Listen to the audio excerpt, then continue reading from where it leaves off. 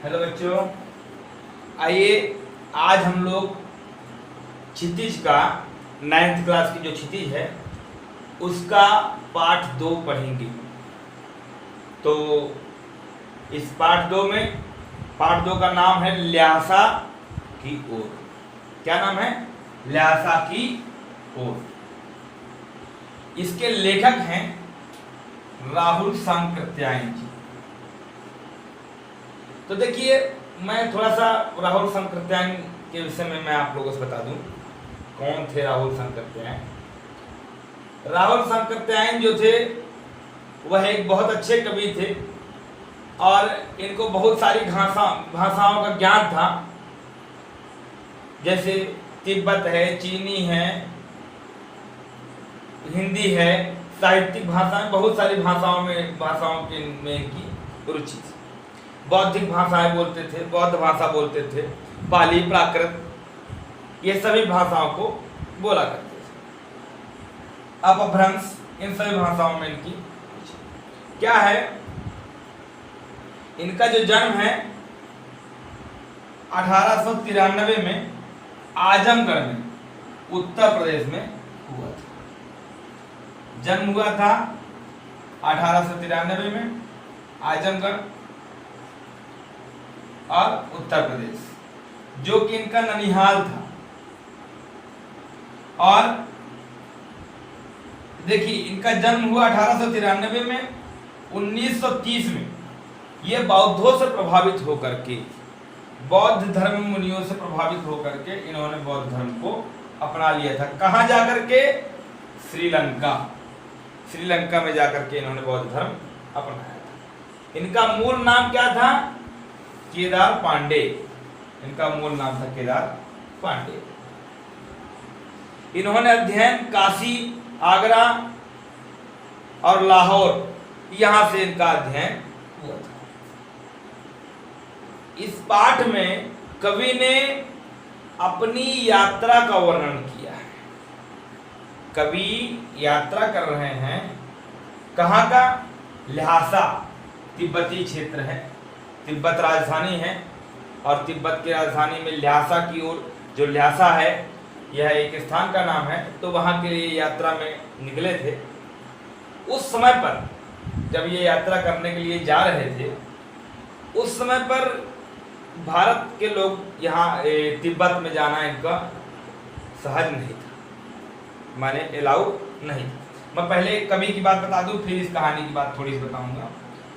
तो अब 1993 में राहुल सांकृत्यायन जी का देहांत हो गया। यह तो इनका सूक्ष्म परिचय है, विस्तृत परिचय आप लोग किताब में पढ़ेंगे। मैं आपको पुनः एक बार समझा दूं। राहुल सांकृत्यायन इस पाठ के कवि, जन्म 1893, आजमगढ़, उत्तर प्रदेश में हुआ था। 1930 में ये बौद्ध धर्म गुरुओं से प्रभावित होकर के श्रीलंका में जाकर के इन्होंने बौद्ध धर्म को अपना लिया था और इनका मूल नाम जो था वह केदार पांडे था। 1963 में इनका देहांत।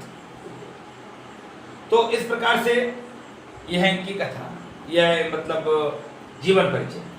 तो अब देखिए, अब हमको इस कहानी के लिए, कहानी का मूल टॉपिक है ल्हासा की और यह पाठ है।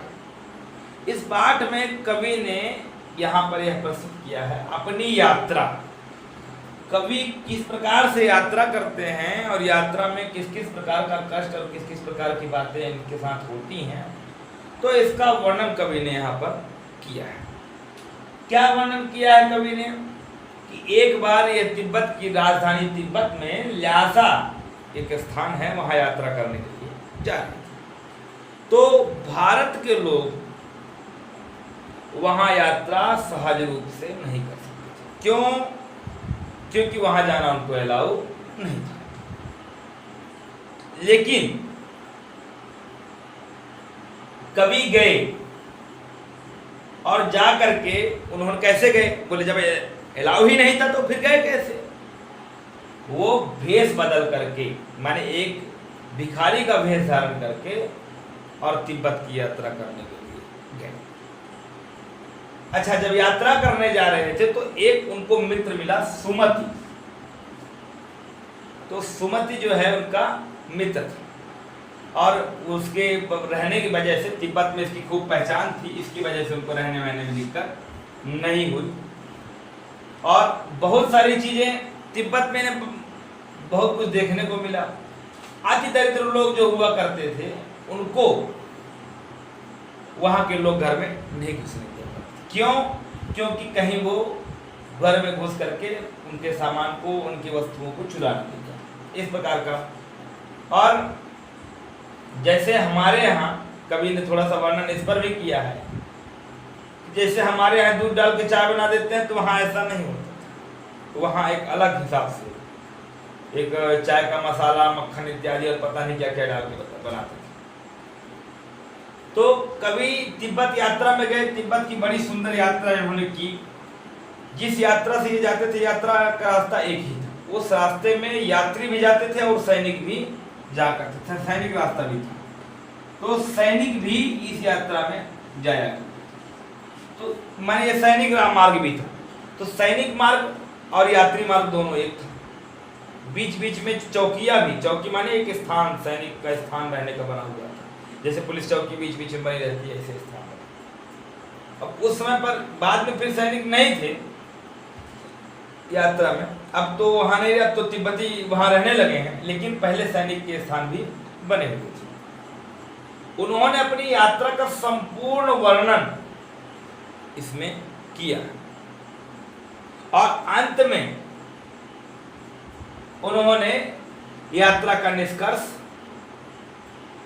यह निकाला कि इच्छा शक्ति, दृढ़ शक्ति यदि अगर हो तो किसी भी प्रकार से व्यक्ति अपने कार्य को कर सकता है। हर संभव प्रयास करके वह कार्य किया जा सकता है।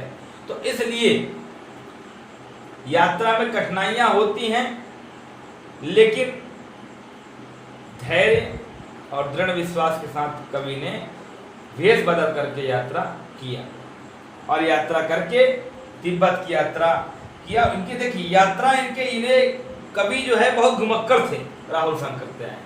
इनके यात्रा के 6 भाग हैं। इनके यात्रा के 6 भाग दिए हुए हैं। मेरी जीवन यात्रा, तो मेरी जीवन यात्रा के नाम से 6 प्रकार की पुस्तकें निकली हैं, 6 भाग। बड़े अच्छे प्रवक्ता और पाली, प्राकृत और बौद्धिक, चीनी, इन सभी भाषाओं के यह विशेष जानकार कवि माने जाते हैं। इन्होंने तिब्बत की यात्रा की, बड़ी सुंदर यात्रा हुई और यात्रा का वर्णन यहाँ पर आप लोगों को, उस यात्रा का आनंद लेने के लिए मानो ऐसा लगता है इनकी ये ऐसे कवि हैं कि इन्होंने यात्रा का जो वर्णन किया है तो मानो ऐसा लगता है जैसे हम ही यात्रा कर रहे हों, इस प्रकार से इन्होंने वर्णन भी किया है। तो यह यात्रा का वर्णन है ल्हासा की ओर। आज इस बात को आप लोग कहानी के तौर पर पढ़ेंगे और क्या निष्कर्ष निकलता है यह सभी बच्चे मुझे बताएंगे। आज के लिए इतना ही, और आगे के वीडियो में हम प्रश्न उत्तर पढ़ेंगे, लेकिन आज पहले आप लोग ये कहानी पढ़िए। इसमें यात्रा की कहानी दी हुई है और खूब मतलब इसमें क्या और आपको इंटरेस्ट मिलता है, किस किस प्रकार का रस की प्राप्ति होती है, यह सभी आप लोग पढ़ करके देखेंगे और आपको इसकी विषय जानकारी होगी। और कवि के जीवन परिचय को विस्तार से पढ़ना है तो पुस्तक के माध्यम से आप लोग कवि का जीवन परिचय भी बड़ी विस्तार पूर्वक पढ़ सकते हैं। इन्होंने 1930 में बौद्ध धर्म को अपनाया था। कहाँ? श्रीलंका में जाकर। तब इनका नाम राहुल शंकरत्यायन हुआ था। पहले इनका नाम क्या था? पहले इनका मूल नाम था केदार पांडे। तो इस प्रकार से इनका वर्णन है, यात्रा का वर्णन है, तिब्बत की यात्रा का वर्णन किया है इन्होंने। आप लोग यात्रा को पढ़ेंगे और पढ़ करके उसका निष्कर्ष निकालेंगे।